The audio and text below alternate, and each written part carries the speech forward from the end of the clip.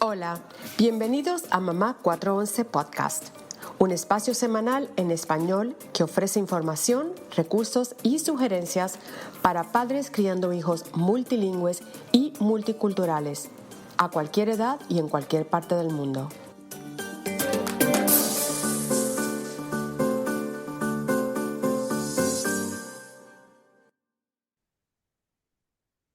Hola a todos, bienvenidos. Hola Erika, saludos, ¿cómo estás?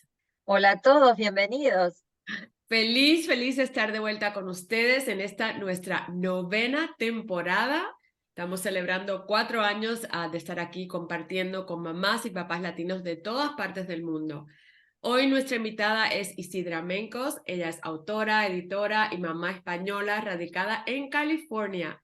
Isidra y yo nos conocimos hace varios años, casi 10 años ya creo, por medio de nuestra querida amiga en común, Lorraine Ladish, que ha estado de visita acá con nosotras. Y desde entonces Isidra se convirtió en editora de mis libros y súper agradecida por su talento y su apoyo de siempre. Isidra tiene un doctorado en literatura en español contemporánea y es autora de 2 libros y de un sinnúmero de artículos y ensayos, así es que vamos a platicar con ella de su trayectoria bilingüe, bicultural, su último libro que salió el año pasado, Promenade of Desire. Así es que va a ser una charla muy amena y muy linda acá entre 3 mamás latinas que se han hecho camino en los Estados Unidos. Bienvenida, Isidra, qué bueno tenerte por acá. Mil gracias por tenerme aquí, Mari. Gracias, Erika. Es un placer estar con ustedes. Qué bueno, bienvenida Isidra, la verdad es un placer enorme y queremos conocerte un poco. Mari mencionó tu origen español, mencionó que estás viviendo en los Estados Unidos. Contanos un poco quién es Isidra, española, catalana, californiana, cómo llegaste a Estados Unidos, cómo fue esa transición y todo el tema de los idiomas. Claro que sí. Bueno, soy las 3 cosas. Me considero española, catalana y americana, y dentro de América californiana, porque siempre he vivido en el área de la Bahía, cerca de San Francisco. Am, Vine aquí en el 1992, hace ya 30 años. Vine para estudiar el doctorado que mencionaba Mari. Curiosamente es un doctorado en literatura española y latinoamericana. Y dirás, pero bueno, ¿por qué viniste a Estados Unidos a estudiar literatura española? Eso no tiene sentido. Pero la verdad es que yo había estudiado ya mi licenciatura en Barcelona de literatura española y cuando quise hacer el doctorado allá, después de unos años de estar trabajando en editoriales y demás, me di cuenta de que el programa de doctorado en España no era muy bueno. Entonces, justo en ese momento estaba saliendo con un muchacho de aquí, americano, y él fue el que me dijo, bueno, ¿por qué no solicitas entrada en universidades de Estados Unidos? Son muy buenos los doctorados allá. Y yo dije, bueno, ¿por qué no? Y solicité a, no sé, 12 o 15 universidades, me aceptaron casi todas porque tenía yo creo un currículum muy poco fuera de lo corriente, o sea, había pasado 10 años trabajando con editoriales y demás, y acepté y me vine a Berkeley, más que nada porque tenía una amiga que vivía en Berkeley y me sonaba una ciudad bohemia y pensé que iba a ser divertida. Y así fue como elegí mi programa de doctorado, un poco por, qué sé yo, así por el azar, ¿no? Pero muy feliz aquí, me encantó el programa, disfruté muchísimo y la verdad que pensé que iba a venir y marcharme en un par de años, porque en España el doctorado eran 2 años. Resulta que aquí eran 6 años. Cuando llegué digo, 6 años. Pero bueno, luego a los 2 años ya conocí a mi marido, me casé, ya me quedé aquí y ya pues he hecho mi vida aquí en California. Wow, te pasó lo mismo que a mí. Yo vine aquí a hacer mi maestría y salí con con el, yo digo en inglés, con el Mister y el Master. Ah, me encanta. Ah, Y ya, yo creo que te llevo más, como 8 años más, así que casi 40 años llevo acá. Sí. Am, una vez llegas a Estados Unidos, también ya habías trabajado como editora en España, pero acá también estuviste como editora de la revista Online Baby Center, que yo creo que ahí fue donde te conocí, Ujú. y entre otras. Y háblanos de esa experiencia. ¿Cómo comparaste la experiencia de editora allá en España con la de Estados Unidos? Bueno, fue completamente diferente porque en España, más que de editora, yo trabajaba en otras funciones. Era freelance, o sea, trabajaba por mi cuenta con varias editoriales como lectora, es decir, leyendo manuscritos para recomendar o no su publicación, como traductora, como PR, o sea, hice relaciones públicas, hice muchas cosas, pero no realmente editora. Pero el cambio más grande para mí, Mari, fue que cuando yo terminé mi doctorado, en lugar de perseguir una carrera académica a tiempo completo, tenure track, ¿no? Para conseguir el puesto fijo, etcétera, decidí no hacer eso porque mi marido no se podía mudar fuera del área de la bahía y en este área no había puestos de trabajo en mi especialidad. Entonces decidí quedarme aquí y trabajar como lectora en la Universidad de California, Berkeley, donde había estudiado mi doctorado, y empecé a trabajar como editora para revistas y publicaciones en español en Estados Unidos. De ahí el gran salto que di fue que en un momento dado me cansé de tener dos trabajos, por así decir, enseñanza y editora, y decidí que quería uno solo y dejé la universidad y a los 2 meses me ofrecieron el trabajo en Baby Center. Y el gran salto que di allí fue realmente de publicaciones impresas a publicaciones digitales, porque Baby Center era todo en línea. Ujú. Era una revista en línea, tenían videos, tenían comunidad, foros, aplicación, de todo.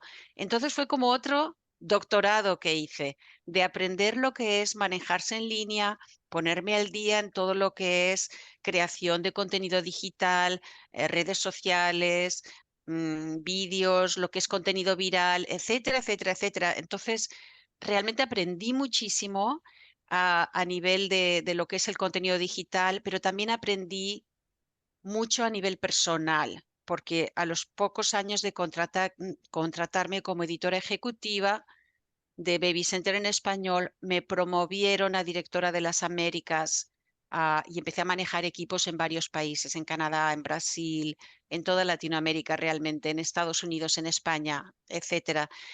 Y ese salto, primer salto fuerte de aprendizaje fue de contenido impreso a contenido digital, y el segundo fue de ser, digamos, una contribuidora individual a ser una directora manejando equipos y aprender a ser directora. Y eso fue un gran crecimiento personal para mí también. Qué interesante esto que estás contando. Estoy pensando porque recuerdo Baby Center desde el otro lado, ¿no? Como usuaria, y lo que me costó empezar a pensar cuando alguien me lo sugirió, esto de hacer lectura online sobre un tema como este. Y ahora estoy escuchando tu otra parte de tu adaptación con el material online. Me resulta muy interesante, ¿no? Como por eso quería compartir de mi experiencia desde este lado. Eh, Porque así como entiendo que costó acostumbrarse a esta comunicación online, que ahora es algo de todos los días, al lector también, o algunos lectores como yo, algunos usuarios como yo. Eh, Así que me gusta mucho porque aparte yo lo leía, bueno, yo vivía en Francia en esa época y había poco material en español. Y bueno, nada, quería compartírtelo porque para mí era Sí. muy útil y era esto de poder decir lo que pasaba online, ¿no? Entonces estas transiciones que contás y la experiencia es... me toca de cerca en algo que viví personalmente. Me encanta oír esto, Erika, porque estuve con Baby Center casi 10 años y la verdad que fue un trabajo que lo adoré, porque aparte que fue súper interesante como trabajo, tenía una misión tan bonita de ayudar a padres que estaban tratando de quedar embarazados o estaba la mujer embarazada o tenían un bebé, cómo criarlos. Y es una época de tanta alegría, pero también tantos miedos y preocupaciones. Y el contenido que creábamos era un contenido de primera clase, todo revisado por médicos. Y yo sabía que estábamos ayudando a las mamás latinas todos los días a tener un mejor embarazo, a criar mejor a sus hijos. Entonces fue un trabajo que me dio muchísima satisfacción a todo nivel. La verdad es que me gustó mucho. Fue una gran experiencia. Me alegra, por eso quería compartirlo, porque desde el otro lado y estando realmente en otro lado, recuerdo que fue un acompañamiento, sí, uno se sentía acompañado, se sentía conectado, que es algo que en esa época muchas mamás que son más jóvenes y nos están escuchando, por ahí les resulta muy difícil imaginarlo, porque hoy es, como decía antes, moneda corriente, ¿no? Como decimos, pero era muy distinto. Contanos un poco hablando de este tema de los idiomas, ¿no? Contanos un poco tu primer libro, que está publicado en español, pero ahora acabas de publicar un libro que Mari mencionó en inglés. Entonces, contanos un poco cómo juega esto de los idiomas en poder conectar, comunicar, expresarse. Ujú. Sí, esto ha sido una trayectoria interesante para mí, porque yo siempre escribía en español, en mi lengua materna.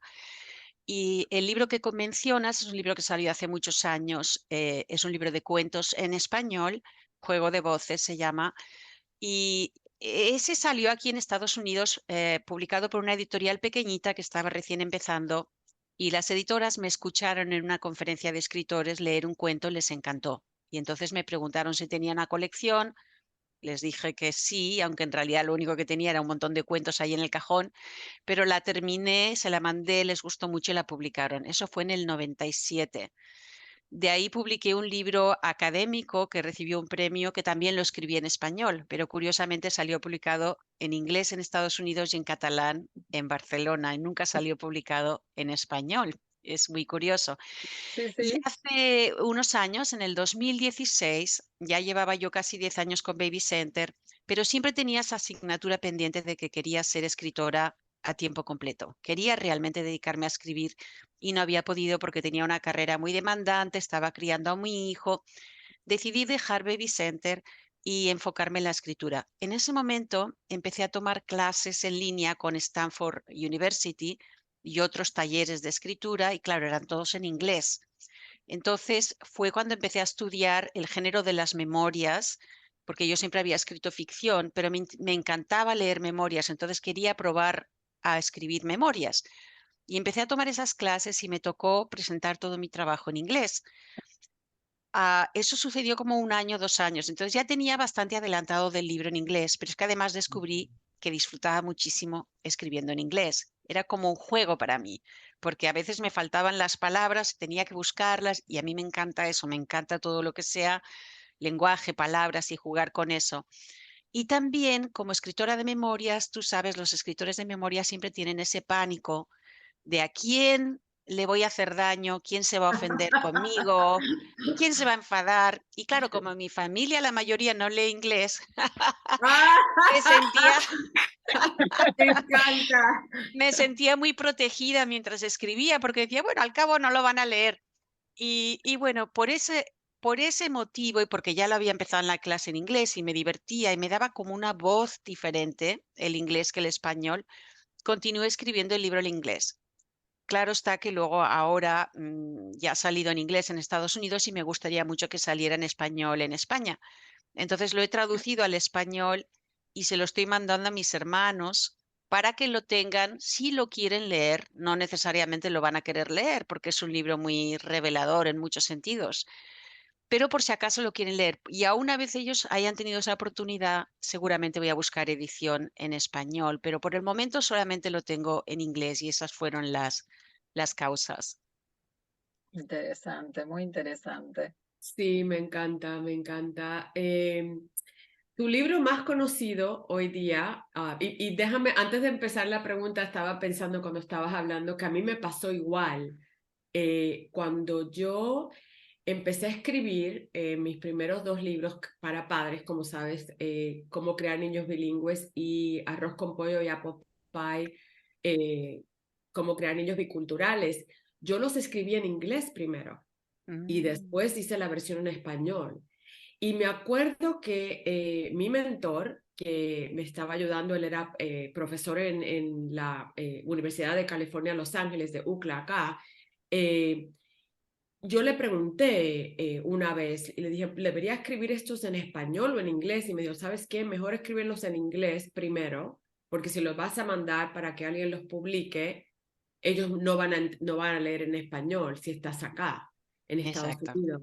Así que por eso también los escribía primero y ya llevaba tanto tiempo acá, toda mi vida en mi barrio, todo era en inglés. Entonces me acuerdo que mi mamá siempre me decía, te vas a olvidar del español, un día vas a empezar a soñar en español y en inglés. Y así fue, empecé a soñar en inglés.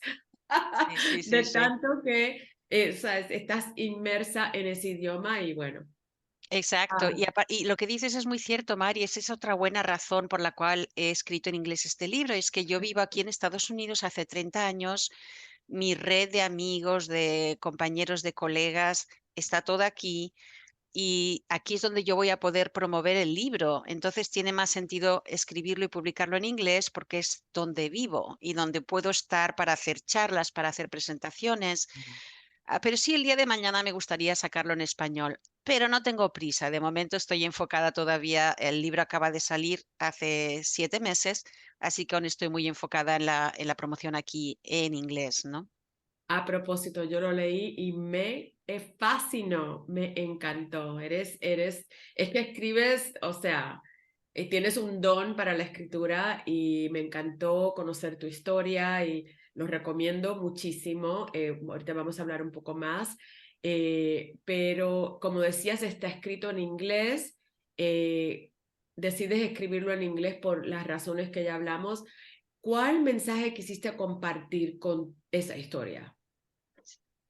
Mira, son varios los Sí, mensajes, sí, ¿no? me Pero imaginaba que ibas a decir eso, que eran sí, varios. bueno, tú lo has leído, sabes que tiene muchos Sí. niveles el libro, ¿no? Pero básicamente quería mostrar algunas cosas importantes.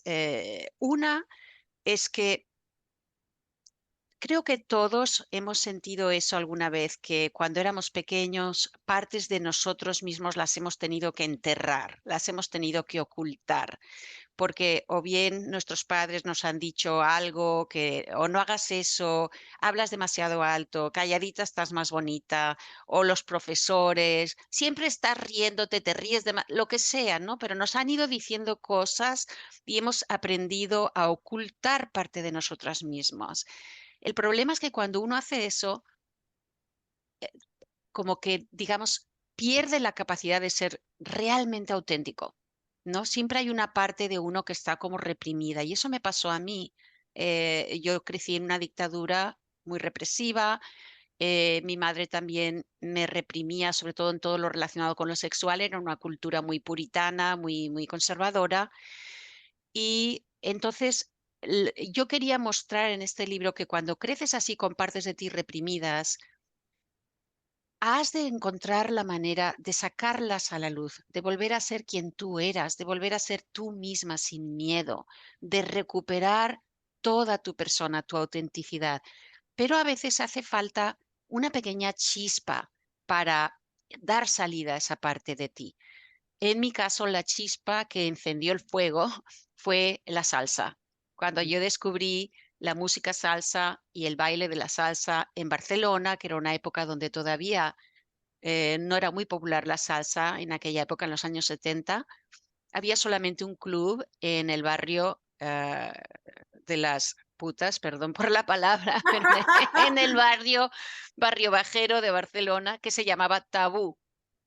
Y Lo dice todo. Sí, sí, allí sí. estaba yo 5 noches a la semana bailando salsa hasta las 5 de la madrugada y realmente me fascinó y fue ese encuentro con la salsa lo que me permitió recuperar una parte de mí que había sido muy reprimida, que fue mi sensualidad, ¿cierto?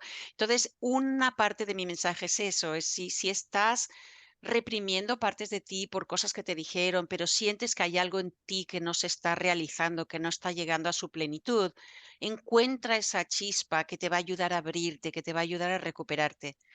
Y otro mensaje importante es que todos cometemos errores, nos hacen daño, hacemos daño y solamente aceptando que no somos perfectos vamos a ser capaces de querernos, de perdonarnos y de perdonar a las personas que nos hicieron daño, porque ellos tampoco son perfectos. Entonces creo que esas dos partes eran muy, muy importantes para mí. Bueno, me quedé sin palabras, que es extraño, pero nuevamente, nuevamente, entiendo tanto con esta conexión, porque también crecí en una dictadura en Argentina, quizás unos años menos que Isidra, pero muchos de nuestros oyentes han crecido en diferentes países latinoamericanos, quizás en la época de regímenes dictatoriales, que vieron muchos, eh, y mucho de lo que contás nos resuena. Nos resuena a muchos de lo que pasamos esto de encontrar los espacios, encontrar algo liberador, que ojalá todos lo hayamos encontrado en algún momento, ¿no? Como esto que contás de la salsa. Eh, Me parece muy interesante, me parece que me dan más ganas aún y creo que a muchos de los oyentes al leer tu nuevo libro, que vamos a dejar en la descripción del episodio cómo acceder a toda tu obra. Y me parece que esto habla mucho, ¿no? De cuando pensamos eh, como nuestra anterior vida y nuestra actual vida, porque muchos nos mudamos, o muchos de nuestros oyentes, la mayoría, creo que nos siguen, se han mudado de país y, y tiene que ver, ¿no? Con estas etapas de haber vivido una vida en un lugar, de estar viviendo como otra vida, que es la misma, pero como una etapa, ¿no? Como que a veces se viven como vidas diferentes, paralelas, continuadas, a cada uno le surge otra sensación al respecto, pero creo que esto que comentás de conectar con lo que nos libera y con el tema del perdón y del dolor también, es muy interesante y creo que a cada uno de nosotros nos toca en otra fibra. Me parece muy interesante. Contanos un poco, hablaste de tu mamá, hablaste de ser niña y adolescente, contanos un poco de Isidra mamá. Ah. Contanos un poco tu historia, el tema de la crianza, si tenés ganas de compartir. Sí, claro que sí, claro que sí. Tengo solamente un hijo, Adrián se llama, tiene 21 años y lo tuve muy tarde. Yo tuve muchos abortos espontáneos, perdí muchos bebés y finalmente tuve la fortuna de quedar embarazada a los 43 años de manera natural y cuando superé los primeros 3 meses, porque empecé a tener pérdidas otra vez y estaba aterrorizada que iba a perder a mi bebé otra vez, y me puse en manos de una doctora china que era especialista en fertilidad y ella me trató con acupuntura, con hierbas, con una dieta especial y salvó mi embarazo. Realmente salvó mi embarazo. Entonces tuve a mi hijo a los 44 años, fíjate. Bien Wow. tarde lo tuve, pero ni siquiera me hice una prueba, no me hice ni la amniocentesis, ni me hice nada, porque cuando superé los primeros 3 meses, que siempre había perdido los bebés en esos meses, dije, no, pues ya no me voy a hacer nada porque no quiero arriesgar este embarazo. Gracias a Dios el niño vino perfecto, a pesar de que yo tenía 44 años, y bueno, ha sido lo más maravilloso de mi vida, tener a mi hijo, ¿no? Y cuando tuve a mi hijo, yo desde que era chiquitito siempre le hablé solamente en español. Yo quería criarlo ligado a su cultura. Por mi parte, él es español, mi marido es de madre mexicana y padre venezolano, entonces es latino por los cuatro costados. Wow. Y entonces quería yo criarlo en español. Y él entendía perfecto y me contestaba en español, pero cuando empezó en la guardería día completo, abandonó el español y no hubo manera, no me quería contestar más en español. El problema es que su padre, aunque él es latino, hizo lo mismo que él. Entonces él se crió hablando inglés. Entonces sí, mi marido y yo hablamos mucho en inglés. No todo el tiempo, pero la mayoría del tiempo, porque mi marido se siente más cómodo en inglés. Entonces, poco a poco, como que mi hijo fue perdiendo un poco el español, gracias a Dios que lo íbamos llevando a España cada dos años, cada año, cada 2 años íbamos a pasar unas semanas a España donde tenía todos sus primos y allí recuperaba un poco, ¿verdad? Pero en realidad, aunque lo entiende perfectamente, lo empezó a pulir más cuando entró en la escuela secundaria y empezó a tomar clases de español. Entonces allí hizo 3 años de español y yo le noté una gran mejora. Y lo habla bien y no tiene acento, pero claro, no lo habla 100% fluido. pero lo entiende todo y si va a España a los 2 días ya se suelta y está hablando español por los codos, pero sí me ha costado bastante. O sea, yo creo que él se siente latino y orgulloso de ser latino, y yo siempre le decía a mi hijo, desde que era pequeñito, siempre le dije: "Mira, hijo, tú eres mitad español, un cuarto mexicano, un cuarto venezolano y 100% latino, además de americano, y que no se te olvide nunca que eres latino", ¿no?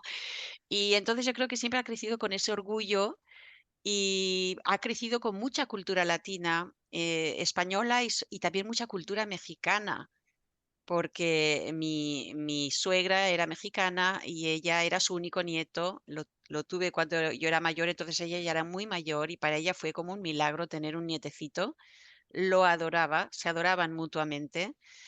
Y nosotros siempre, todas las reuniones, todas las cuestiones familiares, siempre era tradición mexicana con mi suegra. Comíamos tamales para la Navidad, todo, todo muy mexicano, honrando a mi suegra, ¿no? Y la herencia de mi marido. Y luego, pues claro, el contacto con España cada 2 años y todo. Y luego, pues mi marido es disc jockey en la radio y en clubs y profesional de la salsa. Entonces en casa siempre mucha música latina. Así que él ha crecido con esa, y yo cocino muchos platos españoles, también comemos mucha comida mexicana. Él ha crecido mucho con esa cultura, lo que más y la aprecia, y la quiere mucho. El lenguaje es lo que más le ha costado, porque pues como todos los niños, quería ser como sus compañeritos y hablar inglés, ¿verdad? Pero por suerte sí lo ha conservado bastante, lo entiende todo, lo habla bastante bien el español. Qué bien, tu historia es más bien como la mía. A mí me pasó igual. Mi esposo no hablaba español, así es que, pero íbamos a Puerto Rico todos los veranos, estaban con sus primos y allá era una mezcla de inglés y español porque los de allá querían aprender el inglés y Exacto. practicarlo y los míos querían practicar el español, así es que estábamos todos, los dos idiomas en casa de mi mamá. El otro día puse un post al respecto. Era siempre los dos idiomas. Así que, ¿cómo reaccionó tu hijo al libro? Eso es muy interesante, Mari, porque, bueno, tú has leído el libro y sabes que es un libro bastante atrevido, ¿verdad? Sí. Porque Qué edad tiene él ahora? él tiene 21 años. Ok, ok. Tenía 19 cuando estaba ya en el proceso de publicación. Mayor, es 19 mayor. sí, ya era mayor, pero el libro es la historia de mis 20, ¿no? Desde la infancia hasta que yo emigro a Estados Unidos, acaba cuando emigro a Estados Unidos. Entonces son la historia de mi infancia y mis años cuando tenía la década de los 20 y fue una década muy loca. Yo creo que por lo general la década de los 20 siempre es muy loca, pero en mi caso, claro, salíamos de una dictadura, porque yo tenía 17 años cuando murió el dictador y evolucionamos a una democracia, pero la otra evolución que se dio es que de haber crecido muy reprimidos, la juventud, pues nos volvimos locos, nos fuimos al otro extremo, era todo experimentar, que si amor libre, que si relaciones abiertas, que si muchos amantes. Fue una época muy, muy loca. También muchas drogas. Yo nunca me metí en las drogas, por suerte, pero bebía mucho. O sea, vivíamos de noche. Entonces, cuando mi hijo me dijo que quería leer el libro, yo tenía el Advanced Reader Copy, o sea, las galeradas, por así decir. Mamá, quiero leer tu libro. Y yo, Adrián, la verdad es que el libro no sé si es para ti. Yo tuve una juventud muy loca, mucho más loca que él, por cierto. Y entonces le dije, no sé si va a ser un buen modelo para ti, no sé si te va a gustar, no sé si es apropiado. No, lo quiero leer, lo quiero leer, lo quiero leer. Tanto me insistió que al final le dije: "Bueno, aquí lo tienes", le di el libro. 2 semanas más tarde viene y me dice: "Mamá, he leído las primeras 70 páginas". Dice: "Eres una gran escritora, está muy bien escrito". Dice: "Pero no me siento cómodo viéndote en esa luz". Y yo le dije: "Bien, cómo me alegro", porque yo la verdad estaba sufriendo de que lo leyera, ¿no? Si lo quería leer, pues que lo leyera, pero no era una cosa que yo le iba a poner en sus manos, porque, realmente, pues, tuve una juventud muy loca hasta que realmente llegué a ese punto donde conseguí enderezarme, por así decir, ¿no? Y creo que nos pasa mucho a todos, ¿no? La década de los 20 es una década donde estás buscándote, estás tratando de saber quién eres, estás tratando de encontrarte y hasta que no te encuentras te pierdes en muchos caminos. Sí, y sobre todo después las dictaduras. Yo me acuerdo, yo era Exacto. un poco más joven y en Argentina era el libertad, libertinaje, ese era como el Eso. slogan, ¿no? Entonces había sido una explosión hasta que, bueno, todo se fue como reacomodando, vamos a decir, pero sí, lo entiendo y seguramente muchos de nuestros oyentes que pasaron por circunstancias similares a nivel político también. Y ahora conecto un poco lo que dijiste de la salsa que te salvó y acabas de decir que tu marido, dijiste música, dijiste salsa, ahora necesitamos saber un poquito más y contanos además, ¿la salsa sigue siendo parte de tu día a día?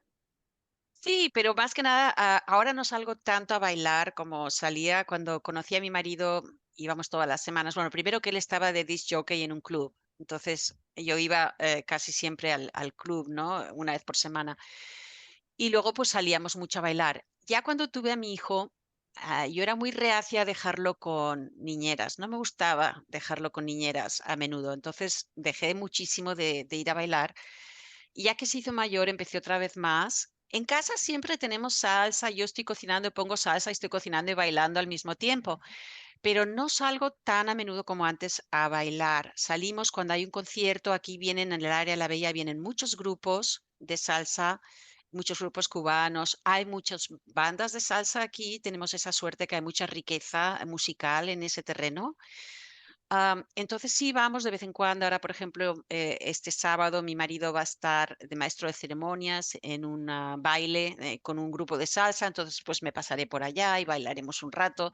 Entonces, cuando hay un concierto, cuando hay algo así especial, sí vamos a los conciertos y luego pues mi marido está en la radio, entonces tiene entradas gratis a todos los conciertos Me de voy a música vivir allá. latina. Sí, sí, sí, sí, sí. Por favor, si tiene algo en New York, me Me avisas. voy a vivir allá porque no sé si acá en Los Ángeles hay clubs de salsa, Debe Isidra. haber, No, Yo sí, sí que como, hay, sí que hay. Tengo una amiga que seguro. es muy salsera y ella me dijo de algunos clubs donde ella va a bailar. Ya te lo pasaré, Mari. pues sí, pásamelo porque cuando nosotros estábamos saliendo, bueno, ya casi 40 años, había varios lugares en el centro de Los Ángeles, pero ya después que nos mudamos más acá en el área sur, no, acá no había. Entonces, como que me desconecté un poco de la música. Lo que hacemos sí son las fiestas de los amigos multiculturales y a las chicas todas nos gusta la música latina y bailar y la salsa y ahí lo ponemos en el Spotify o lo que haya, pero de eso de ir a clubs no me encantaría saber porque de hecho hace tiempo que no bailamos salsa. Bueno, pues ya te los pasaré. Les preguntaré a mi amiga y te los paso. Ella va a un par de clubs bastante. No sé por dónde quedan. Ya te diré. Deben estar cerca de Hollywood, estoy segura que están por allá. Sí, probablemente. Ya. Además de ser autora y editora, también trabajas como coach para autores. ¿Sacas inspiración de trabajar con otros autores para tu trabajo? Sí, sí, efectivamente. Además de escribir mis propios libros, estoy trabajando con gente que quiere escribir un libro, pero a lo mejor no sabe cómo hacerlo, no sabe por dónde empezar. Entonces trabajo bien como writing coach, y eso es cuando ellos escriben el libro, pero me entregan páginas cada semana y yo les doy mis opiniones. O como editora de desarrollo, es decir, me dan ya un libro completo y de ahí yo lo leo y les digo todo lo que tienen que cambiar para llevarlo a un nivel más alto, ¿no? Am, Al principio también trabajé bastante como escritora fantasma, ghostwriter, que le llaman aquí, que quiere decir que escribes tú el libro, pero Ujú. en la voz de la persona que te ha contratado. Entonces yo les hago entrevistas y con las entrevistas yo escribo el libro con su voz. La verdad que sí, creo que lo que más inspirador ha sido para mí ha sido conocer tan a fondo las historias de mis clientes, porque ellos realmente, sobre todo cuando haces ghostwriting, developmental editing, writing coach, te cuentan toda su vida, te cuentan toda su vida. Y entonces eso ha sido muy inspirador para mí, porque muchas veces son historias de superación, historias de fuerza personal, de haber conseguido superar muchos retos. Am, he conocido gente increíble. O sea, la primera persona, después de dejar Baby Center y abrir mi negocio, con la que yo trabajé, se ha convertido en una gran amiga mía y es una persona, una visionaria increíble, con un carrerón tremendo, con unos valores y una integridad admirables. Y bueno, para mí fue increíblemente inspirador conocerla y tengo la suerte de que nos hicimos amigas y la sigo viendo regularmente ahora, ¿no? Así que ha sido en ese sentido muy inspirador ver esas historias de superación, de lucha, de seguir adelante contra todos los obstáculos, que es lo que tratamos de hacer todos, ¿verdad? Con los obstáculos que nos pone la vida por delante. Sí, absolutamente. Es esto de inspirarse, ¿no? Y esto es un poco lo que nosotros buscamos en el podcast, inspirarse de historias que compartimos, que siempre aportan algo o nos dejan pensando en algo, ¿no? Eh, bueno, nos parece siempre que es importante poder pensar a veces nuestra propia trayectoria desde, ¿no? Con otros elementos, no por comparación, sino porque es lo que nos despierta. Contanos un poco tus planes futuros y, bueno, como todo tiene que ver con el libro, contanos también dónde te podemos encontrar o dónde los podemos encontrar. Claro que sí. Bueno, el libro se llama Promenade of Desire, a Barcelona Memoir, porque además de ser mis memorias, es una carta de amor a mi ciudad, a Barcelona, que adoro. Y se puede encontrar en cualquier lugar donde uno encuentra libros, en Amazon, en Barnes and Noble, en una librería. Si no lo tienen, lo puedes pedir y te lo van a llevar. Está distribuido en todas partes. Lo tienes en versión digital, en Kindle o en versión impresa. Así que es muy fácil de encontrar. Y mis planes futuros, bueno, perdón, y también para encontrarme a mí, es mi nombre en todas partes, en Instagram, en Facebook, @IsidraMencos. IsidraMencos es donde me encuentran. Y mi página web también es isidramencos.com. Ahora, mis planes futuros. Bueno, estoy trabajando en una novela, o sea, que me he derivado ahora a la ficción, que era mi primer amor, después de haber hecho un paseo por las memorias. Estoy trabajando en una novela, todavía estoy un poco al comienzo de la novela, así que no puedo decirte mucho de ella, pero va a tratar un poco también esos temas de amistades femeninas que a veces son muy complejas y muy difíciles. Por mucho que quieras a tus amigas, a veces hay muchos retos en las amistades. Va a hablar un poco también del tema de los secretos que todos guardamos, porque yo creo que todos siempre tenemos una vida un poco secreta que muy poca gente conoce. Esas son un poco las temáticas de la novela. Y también tengo a medias un libro de ensayos personales, o sea que eso sí son memorias, pero ensayos cortos, eh, que ese se va a titular Mandala Way, el camino del mandala. Ustedes conocen el mandala que hacen los monjes budistas, que es una maravilla, y nada más terminarlo, lo barren y lo echan al río, para mostrar un poco que las cosas de la vida son siempre intemporales. Entonces, con esa idea, ese libro de ensayos, cada ensayo es sobre algo que he dejado atrás en mi vida. Puede ser un libro, un novio, un pecho, porque también sufrí de cáncer y tuve una mastectomía. Entonces, cada ensayo es una de las cosas que he dejado atrás, porque creo que a medida que crecemos y evolucionamos, siempre dejamos cosas y personas y países y idiomas atrás. Y es duro y es difícil, pero al mismo tiempo es dejar esas cosas atrás lo que nos permite crecer y evolucionar y ser esa nueva persona que necesitábamos ser para llegar a nuestra plenitud. Entonces, esa es un poco la idea del libro de ensayos. Muy Wow, interesante. me encanta y se me había olvidado que habías padecido de cáncer. Yo también padecí de la tiroide, cáncer de la tiroide. No sé si nunca te lo conté. Yo era súper joven, me acababa de casar. No hablo mucho al respecto, pero siempre estoy apoyando todas esas organizaciones que hacen research y estudios y todo para el cáncer. La verdad que podíamos estar hablando contigo por horas. Ha sido un gusto compartir tu historia con nuestra comunidad. Eres una mujer digna de admiración y bueno, Tan pronto salga el próximo libro, volvemos a encontrarnos para que nos cuentes más de él. Gracias por sacar el tiempo para estar aquí y gracias a todos por sintonizar y hasta la próxima. Gracias a vosotras.